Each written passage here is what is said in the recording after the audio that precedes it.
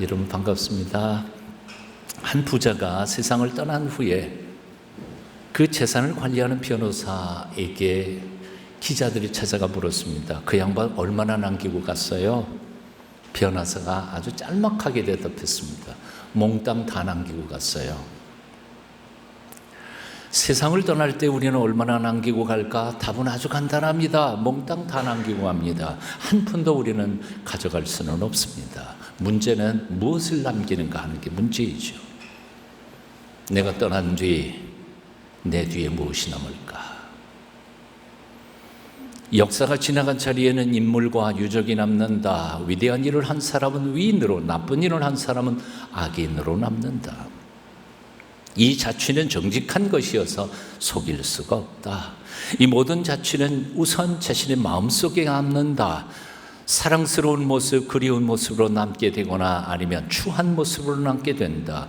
꽃가게에 잠깐만 들어갔다 나와도 꽃향기가 옷에서 풍기는데 오랫동안 살던 곳에서 우리는 어떤 냄새를 풍기고 가게 될까?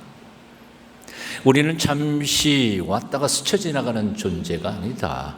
남에게 오래 기억되는 소중한 존재가 되어야 한다. 서울대 3대 총장이었던 장리욱 박사, 그의 수필 속에 보면 이런 기록이 남습니다. 아주 신실한 장로님이셨었죠. 지금 그대가 있는 방은 그대가 그 방에 들어가기 전보다 좀 더 깨끗해지고 좀 더 정돈되어 있는가? 또 지금 그대가 참석한 좌석은 그대가 거기 들어가기 전보다 좀 더 화기가 돌고 웃음꽃이 피고 있는가? 그렇지 않으면 그대가 발을 들여놓는 곳마다 휴지가 널려 있고 말썽이 생기고 투쟁이 일어나는가? 중요한 것은 그대의 존재가 크냐 작으냐가 아니다. 그대의 존재가 주위 환경에 어떠한 영향을 주느냐이다. 지위가 높고 낮음이 문제가 아닙니다. 소유를 많이 소유했느냐 적게 가졌느냐 그것도 문제가 아니고요. 유명하냐 무명하냐 그것도 문제가 아닙니다. 문제는 우리는 선하고 아름다운 반자취를 남기면서 인생을 살아가고 있느냐 아니면 부끄럽고 추한 흔적, 추한 냄새를 풍기면서 인생을 살고 있느냐 하는 것이죠. 내가 떠난 뒤에 무엇이 남을까? 아름다운 자취가 남을까? 아니면 악취와 쓰레기만 남을까? 나는 어떤 흔적을 남기고 이 세상을 떠나가게 될까? 매 순간 이것을 생각하면서 우리는 역사 앞에서, 하나님 앞에서, 그리고 사랑하는 사람들 앞에서, 내 자식들 앞에서 매일매일 조심스럽게 부끄럽지 않게 살아가도록 노력해야 할 줄로 믿습니다. 우리가 세상을 떠나 하나님 앞에 서게 됐을 때 하나님께서 우리 인생을 어떻게 평가하실지에 대하여 사도 바울은 집을 짓는 건축에 비유해서 이렇게 설명하고 있음을 봅니다.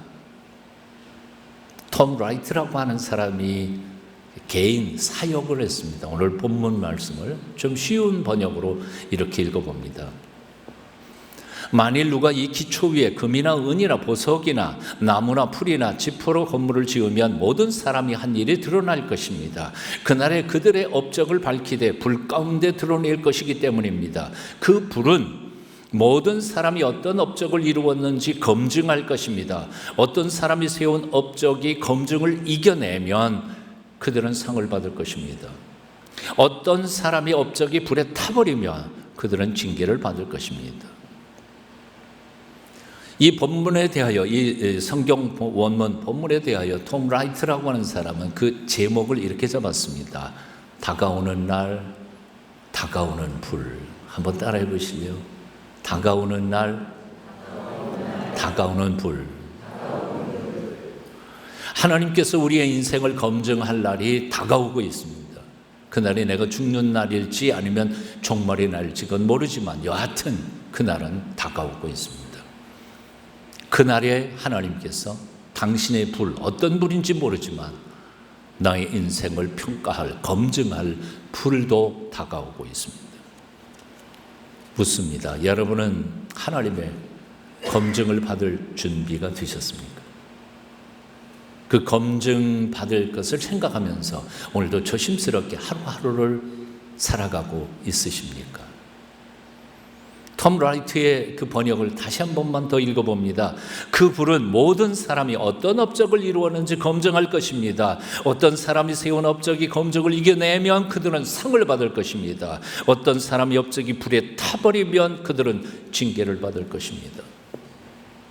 내가 내 인생을 어떻게 생각하느냐, 남들이 내 인생을 어떻게 평가하느냐, 그건 중요하지 않습니다. 아무리 내가 잘 살았다고 스스로 자화자찬해도, 아무리 남들이 내게 박수를 벌이며 칭찬해도 그런 것들은 별로 의미가 없습니다. 왜냐하면 내 인생을 제대로 평가하실 분은 오직 한 분, 하나님밖에 없기 때문에 그렇습니다.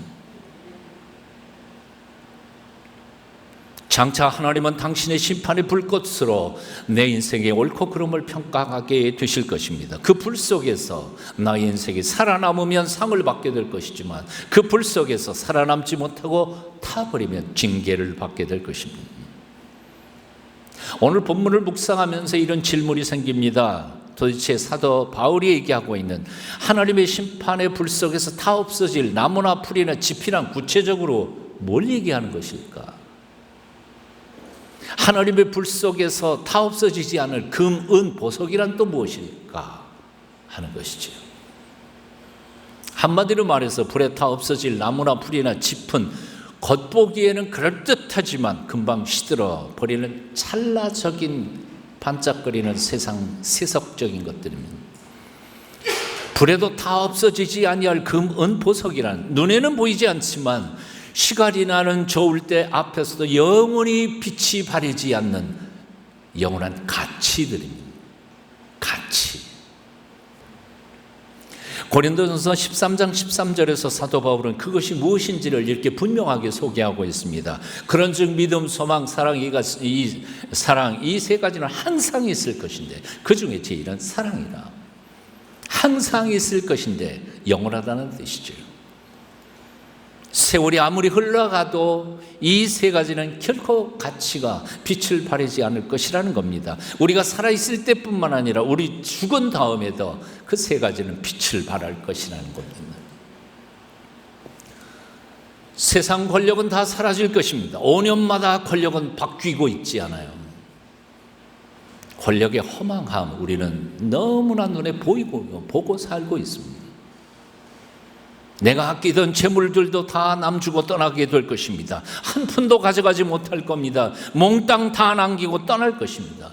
나를 향한 사람들의 박수 소리도 그리고 내 명예 인기도 내 이름조차도 잠시 후면 다 사라져버리고 말 것입니다.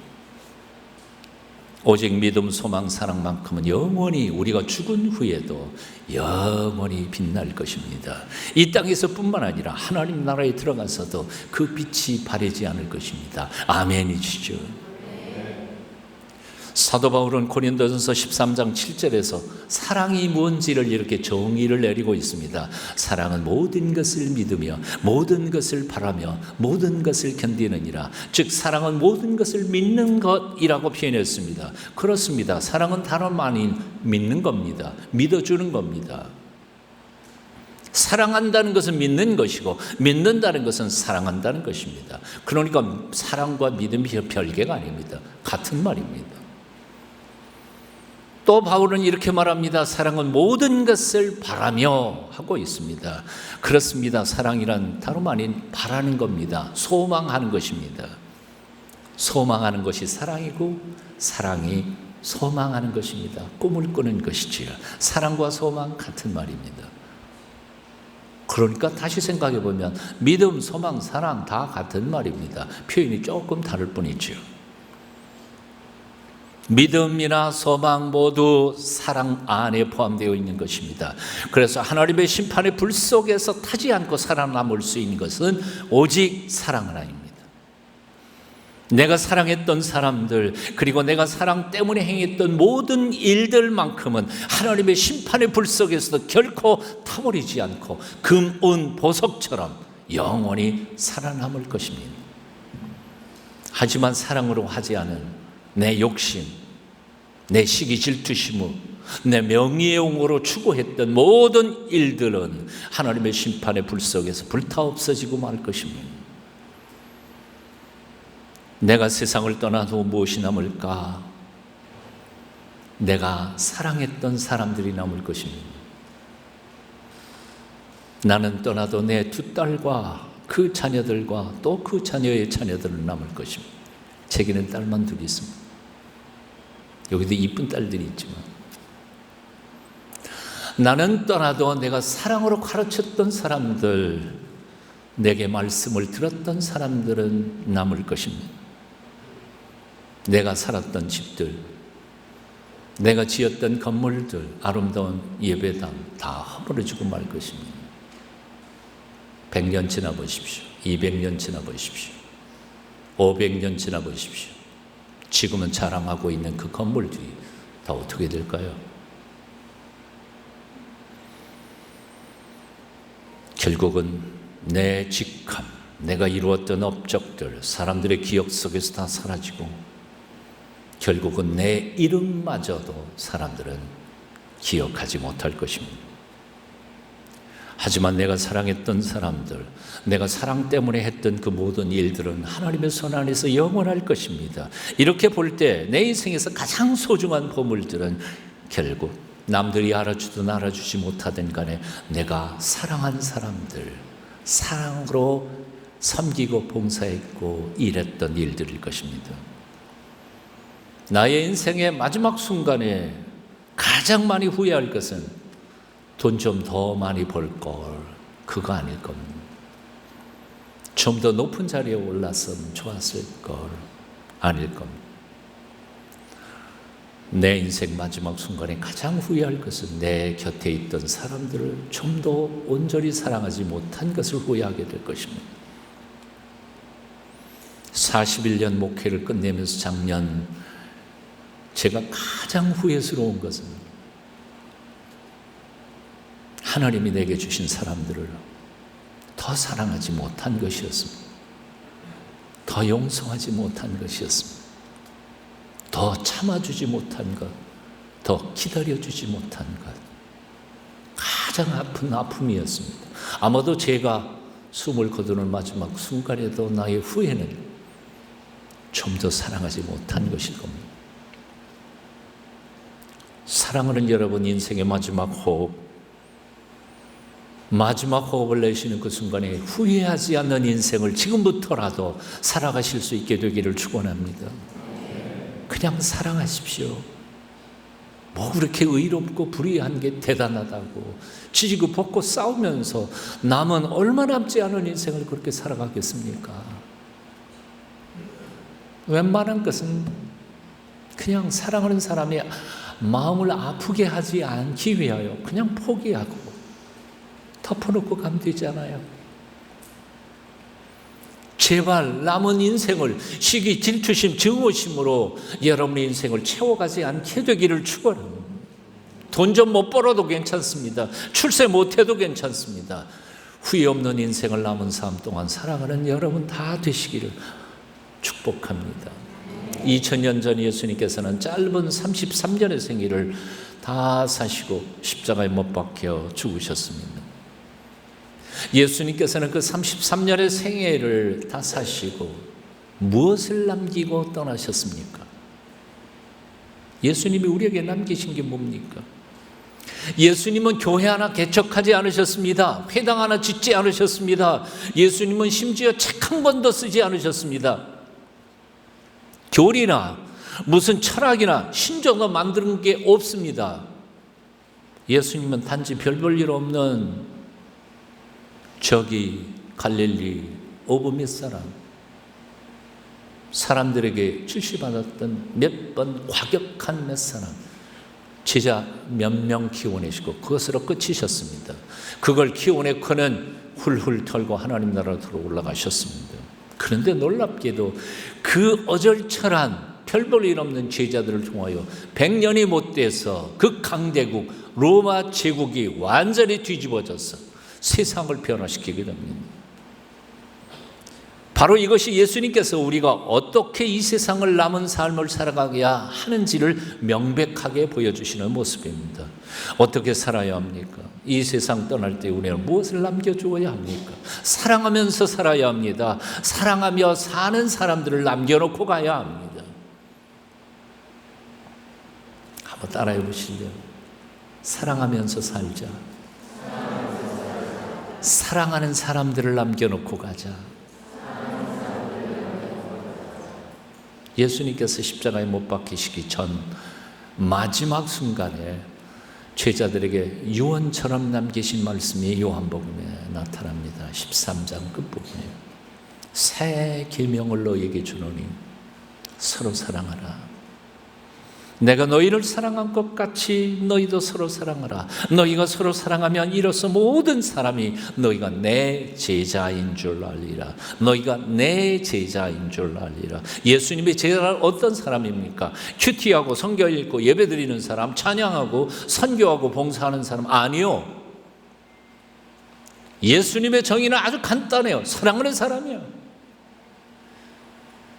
성경 통독을 100만 번을 하고 큐티를 날마다 하고 기도를 10시간씩 해도 사랑하지 않는 사람은 예수님의 제자 아닙니다. 교회 안에 스스로 자신들은 가장 잘 예수 믿는 것 같으면서도 교회 안에서 지지고 볶고 싸우면서 살아가는 예수님의 제자가 아닌 그리스도인들이 얼마나 많이 있는지 모릅니다. 착각하지 마세요. 너 내 제자 아니야. 교회란 무엇하는 것입니까? 만나는 모든 이들을 죽도록 사랑해 보려고 노력하는 것입니다. 그리고 조건 없이 사랑하는 사람들을 만들어내는 것, 그래서 세상으로 보내서 세상을 아름답게 만드는 것이 바로 교회입니다. 교회가 그런 구실을 못한다면 교회 아닙니다. 서로 사랑하십시다. 예수님께서 조건 없이 우리를 사랑하셨던 것처럼 죽어 마땅한 죄인임에도 불구하고 우리를 위하여 죽어주신 것처럼 이유 조건 따지지 말고 하나님께서 내게 내 곁에 보내주신 사람들을 죽도록 사랑하려고 노력해 보십시다. 힘들고 어려워도 사랑해 보려고 몸부림치십시다. 그렇게 사랑하고 사랑받은 사람들의 삶, 인생을 하나님의 심판의 불 속에서 결코 불타지 않는 금과 은과 보석이 될 줄로 믿습니다. 멀리 길 나서는 길, 처자를 내맡기며 마음 놓고 갈 만한 사람, 그 사람을 그대는 가졌는가? 온 세상이 다 나를 버려 마음이 외로울 때에도 저 맘이야 하고 믿어지는 그 사람을 그때는 가졌는가? 탔던 배 꺼지는 시간 구명대 서로 사용하며 너만은 제발 살아다오 할 그 사람을 그대는 가졌는가? 불의의 사형장에서 다 죽어도 세상 빛을 위해 저만은 살려두거라 일러줄 그 사람을 그대는 가졌는가? 잊지 못할 이 세상을 놓고 떠나려 할 때에 저 하나 있으니 하며 빙긋이 웃고 눈물 감을 그 사람을 그대는 가졌는가? 함석헌 선생, 고등학교 2학년 때 함석헌 선생을 처음 봤습니다. 산신령인 줄 알았습니다. 하루에 한 끼만 잡수시는, 그러고도 금식을 여러 번 하시면서 그분의 말씀을 들으면서 저는 신앙생활 한 지 몇 개월 안 됐는데 하나님을 만난 것 같았었습니다. 함석헌 선생이 말하고 있는 그런 사람 곁에 있나요? 없나요? 있으면 왜 있고 없으면 왜 없을까요? 내가 그야말로 가만히 앉아서 그런 사람 내 곁에 있으면 좋겠다 그렇게 소원한다고 생기는 건 결코 아닙니다.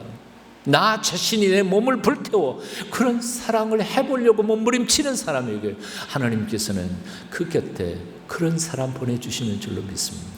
그런 사람이 되십시오. 그리고 그런 사람을 곁에 두는 하나님의 축복을 받아 누리실 수 있게 되기를 축원합니다.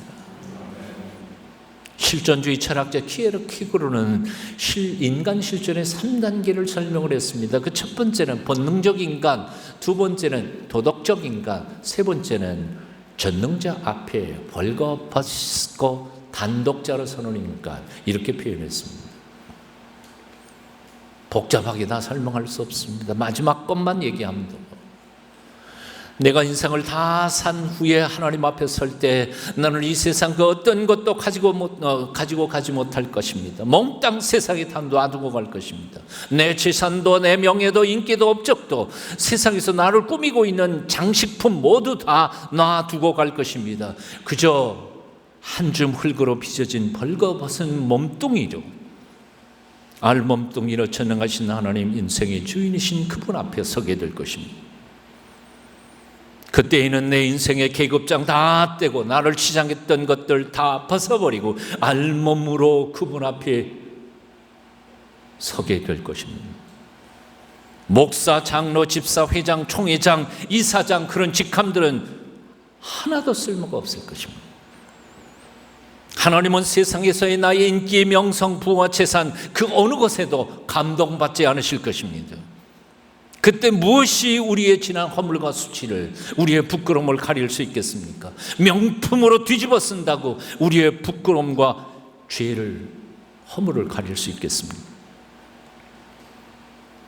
내가 주어진 인생을 다 살고 하나님 앞에 서게 될 그때 하나님은 오직 벌거벗은 부끄러운 나의 존재, 실존만을 보게 되실 것입니다. 나의 속의 인격, 나의 성품, 나의 속사람을 꿰뚫어 보실 것입니다. 지난날 어떻게 살아오셨습니까? 앞으로는 어떻게 살아갈 작정이십니까? 하나님 앞에 섰을 때 부끄럽지 않게 설 수 있도록 남은 생애를 매일매일 또박또박 한 걸음씩 잘 살아야 하겠습니다. 지난해 여름 몇 달 동안 저는 어려움 속에서 정말 많은 고통을 당했습니다. 그때 하나님은 제게 말씀하셨습니다. 너 지난 40년 동안 내가 설교한 그 말씀 그대로 남은 삶 동안 지켜 행할 수 없겠냐? 그렇게 만일 살지 못한다면 내가 40년 동안 선포했던 설교들은 다 거짓말이 되는 거야. 내 남은 삶은 내가 설교했던 대로 내 삶 속에서 증명해 봤으면 좋겠다. 조건 없이 용서해. 조건 없이 사랑해. 죽도록 사랑해. 그게 지난해 여름에 제 가슴속에 흘렸던 주님의 명령이었습니다. 죽는 것보다도 힘든 명령이었지만 성령께서는 저로 하여금 순종케 하셨습니다. 그 말씀 앞에 저는 조건 없이 토달지 않고 순종하기로 결단할 때 그 순간 제 평생에 한 번도 경험하지 못했던 하늘로부터 내리시는 놀라운 평안과 기쁨을 내 영혼 속에 폭포수처럼 부어주시는 것을 느낄 수 있었습니다. 내가 당한 경험들을 아시는 분들이 요즘도 자꾸 만나면 이렇습니다. 목사님 의외로 얼굴이 너무 밝으시네요. 그래서 내가 대답을 합니다. 아니 내 삶이 온통 기적투성이고 하나님께 받은 은혜뿐인데 내 얼굴이 어두워질 이유가 없지 않아요. 안 그래요? 저를 만나주신 살아계신 하나님, 기적처럼 내 인생을 여기까지 인도해 오신 하나님, 그 하나님이 오늘도 우리의 예배를 받아주시는 하나님이신 줄로 믿으시지요? 그 말씀대로 한번 살아가 보십시다. 언제 죽을지 몰라요. 우리 동순계 교인 중에 한 분은 저녁 식사 잘 하시고 잠자리에 건강한 모습으로 드셨는데 아침에 옆에 아내가 자던 아내가 깨 일어나 보니까 숨을 거두셨어요. 모 권사님의 남편이에요. 장례를 치르시면서 그 권사님이 하는 통곡이 뭔지 아세요? 한마디라도 남겨놓고 가지. 죽을 줄 몰랐죠. 밤에 자다가 떠날 줄 몰랐어요. 한마디라도 듣고 싶었는데 그 듣지 못하고 보냈다고. 우리의 삶과 죽음은 전적으로 하나님 손에 달려 있습니다. 나이 많다고 일찍 죽는 거 아니고 젊다고 안 죽는 것도 아닙니다. 오늘이 나의 마지막 날인 것처럼 나의 최선을 다하여 사랑하며 조건 없이 용서하고 기다리며 사랑하는 멋진 하나님의 사람들이 다 되실 수 있기를 축원합니다. 기도하겠습니다. 내 인생을 시작하신 하나님, 미래 어느 정점에서 장차 내 인생을 마감하실 아버지 하나님, 우리가 눈에 보이는 찰나적인 것들에 한눈 팔지 않도록 도와주시옵소서. 하나님께서 내 곁에 보내주신 모든 이들을 후회 없이 죽도록 사랑하며 살게 우리를 도와주시옵소서. 예수님 이름으로 기도합니다. 아멘.